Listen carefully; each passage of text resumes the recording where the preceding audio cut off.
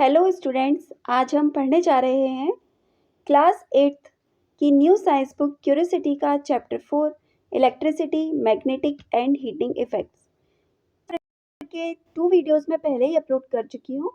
ये third video है और हम इसमें पढ़ने जा रहे हैं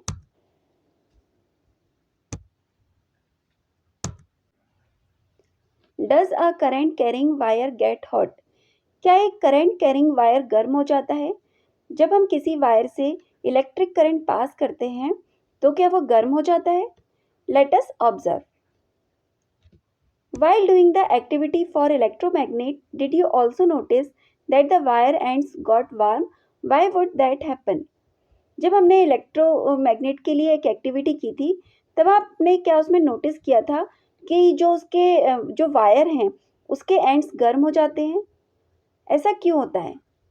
In this activity we will use a special kind of wire called a nichrome wire. इस एक्टिविटी में हम एक स्पेशल तरह का वायर यूज़ करेंगे जिसे नाइक्रोम वायर कहते हैं। नाइक्रोम वायर की ये स्पेशलिटी होती है कि इसका इलेक्ट्रिकल रेजिस्टेंस और मेल्टिंग टेम्परेचर दोनों ही बहुत हाई होते हैं। इसके कारण हम इसका यूज़ ऐसे इलेक्ट्रिकल अप्लायंसेस में करते हैं जिनमें हीट जनरेशन की ज़रूरत होती है, जैसे इलेक्ट्रिक केटल, टोस्टर या इमर्शन कॉइल जो हम पानी गर्म करने के लिए यूज़ करते हैं, प्रेस, इनमें हम नाइक्रोम वायर का यूज़ करते हैं। Take a cardboard piece of about 10 cm length and 10 cm width, 2 nails, a nichrome wire of thickness about 0.3 mm and length of 10 cm, an electric cell, a cell holder, a switch and connecting wires. इस activity के लिए हम ये सारी चीज़ें ले लेंगे। Mount the nails on the cardboard about 5 cm apart. अब एक कार्डबोर्ड लीजिए और उसमें 2 नेल्स को 5 सेंटीमीटर की दूरी पर फिक्स कर दीजिए। Tie the nichrome wire between these nails and make the connections as shown in figure 4.5 with the switch in off position. अब इन दोनों नेल्स के बीच में नाइक्रोम वायर को बांध दीजिए और जैसा फिगर 4.5 में दिखाया गया है वैसे आप कनेक्शंस कर दीजिए। जैसे कि आप इस फिगर में देख सकते हैं, इस फिगर में ये 2 नेल्स हैं, इन दोनों नेल्स के बीच में ये नाइक्रोम वायर को बांध दिया गया है। ये स्विच है और ये इलेक्ट्रिक सेल है। अभी हम देख सकते हैं कि जो स्विच है वो अभी ऑफ पोजीशन में है। Touch the nichrome wire, what do you feel? अब जब ये स्विच ऑफ पोजीशन में, तब आप नाइक्रोम वायर को टच कीजिए, आप कैसा फील करते हैं? Move the switch to on position for about 30 second and then move it back to off. Touch the nichrome wire momentarily. Do not touch the nichrome wire. Do not hold the nichrome wire. What difference do you feel? अब जो switch है उसे on कर दीजिए 30 second के लिए और फिर से इसे ऑफ कीजिए। नाइक्रोम वायर को एक साथ पकड़ के मत रखिए। अब जब आप इसे ऑन कर देते हैं फिर ऑफ करते हैं तो आप क्या डिफरेंस फील करते हैं? Repeat the last 2 steps to confirm the observation. अब लास्ट 2 स्टेप्स को रिपीट कीजिए ऑब्जर्वेशन को कंफर्म करने के लिए। Do not touch the wire for an extended period to avoid any injuries. किसी भी इंजरी से बचने के लिए वायर को बहुत लंबे समय तक मत पकड़िए।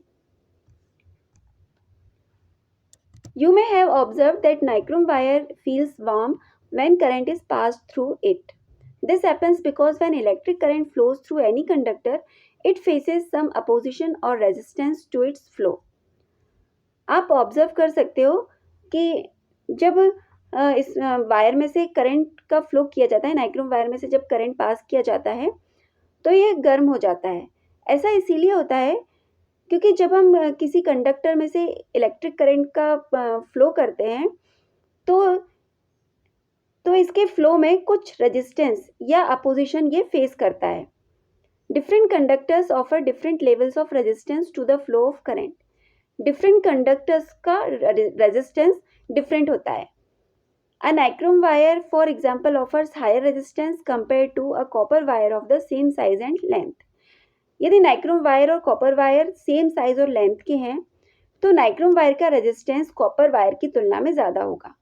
This resistance causes some of the electrical energy to be converted into heat energy.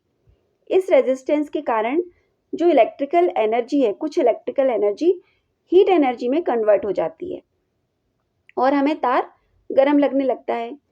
When an electric current passes through a conductor, it gets heated. जब किसी कंडक्टर से इलेक्ट्रिक करंट पास किया जाता है तो ये गर्म हो जाता है। This warming is known as the heating effect of electric current.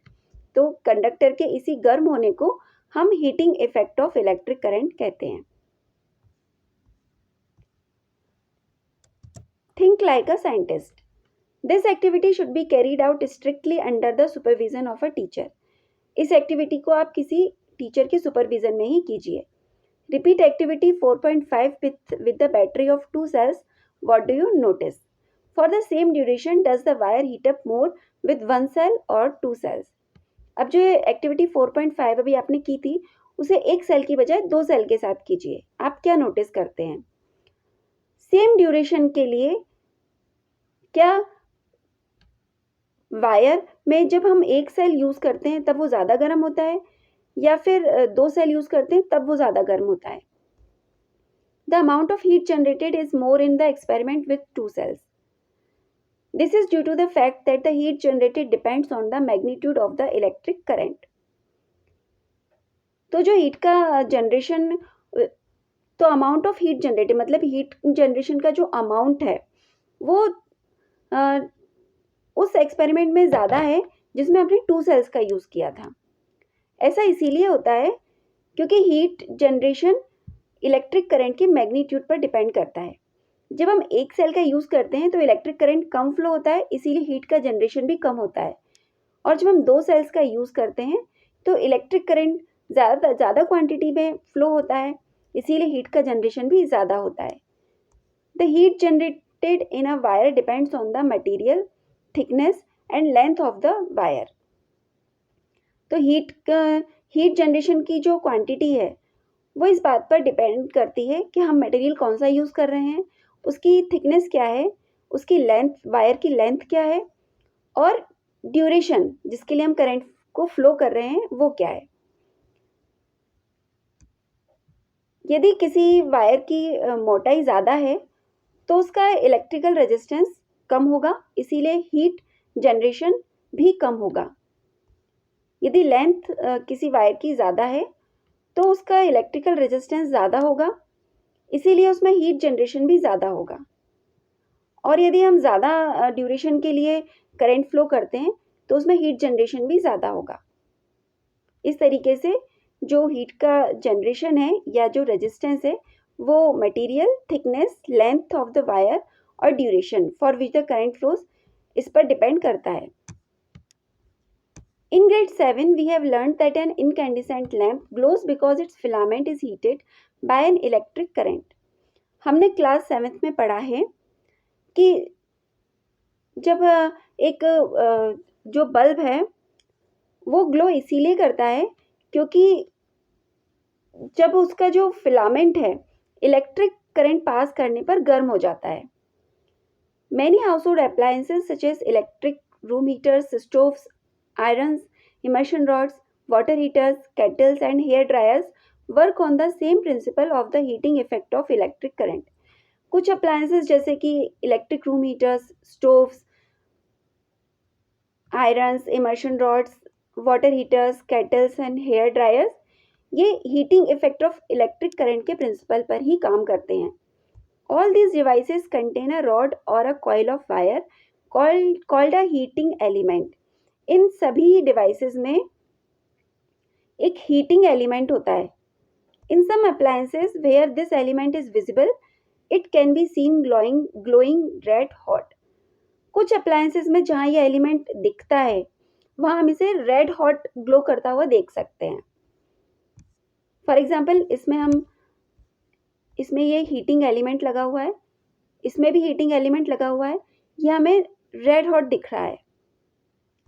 क्यों दिख रहा है हमें red hot? Because of heating effect of electric current.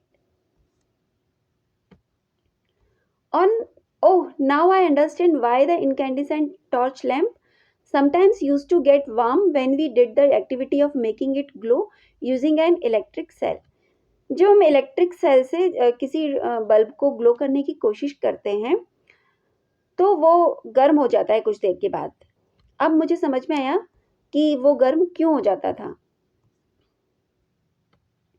A step further, to prevent unnecessary heating in household switchboards, it is important to use appropriate wires, plugs, and sockets that are rated for the specified electric current of the connections. In household switch boards में unnecessary heating को रोकने के लिए हमें अच्छी quality के wires, plugs और sockets को यूज़ करना चाहिए, और ऐसे वायर्स, प्लग्स और सॉकेट्स को यूज़ करना चाहिए जो कि स्पेसिफाइड इलेक्ट्रिक करंट के लिए रेटेड हो। The heating effect of electric current is useful in many everyday appliances, but sometimes it can cause problems like energy loss in wires during transmission. Heating effect of electric current का use हम अपने everyday appliances में करते हैं, लेकिन कभी कभी इसके कारण प्रॉब्लम भी क्रिएट हो जाती है। जैसे ट्रांसमिशन के दौरान एनर्जी का लॉस होता है वायर्स में। Overheating in appliances may cause damage to plugs and sockets where plastic parts may melt or even lead to fires. Appliances में overheating होने के कारण जो plugs और sockets हैं वो डैमेज हो जाते हैं, जहाँ उनके प्लास्टिक पार्ट्स होते हैं वो मेल्ट हो जाते हैं और यहाँ तक कि उससे आग भी लग सकती है। In household circuits, there are safety devices placed in the circuit to minimize such incidents. Household circuits में कुछ सेफ्टी डिवाइस लगे होते हैं इस तरीके की घटनाओं को मिनिमाइज करने के लिए। Ever heard of beyond house hold use, heating effect of electric current has several industrial applications. House hold use के अलावा भी heating effect of electric current का यूज इंडस्ट्रियल एप्लीकेशंस में भी किया जाता है। One notable example is in steel manufacturing industries, where a specially designed high temperature furnace and enclosed space built to generate heat use electric current to produce heat. This is used to melt and recycle scrap steel, converting it into usable steel. इसका एक अच्छा example steel manufacturing industries में है, जहाँ पर एक specially designed high temperature furnace का use किया जाता है। हाई टेम्परेचर फर्नेस एक बंद जगह होती है जिसमें हीट को जनरेट किया जाता है।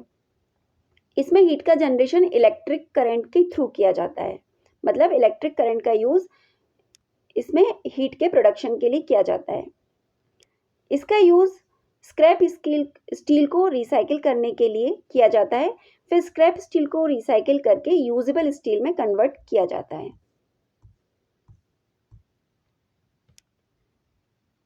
The portable sources of electricity such as cells and batteries are so fascinating.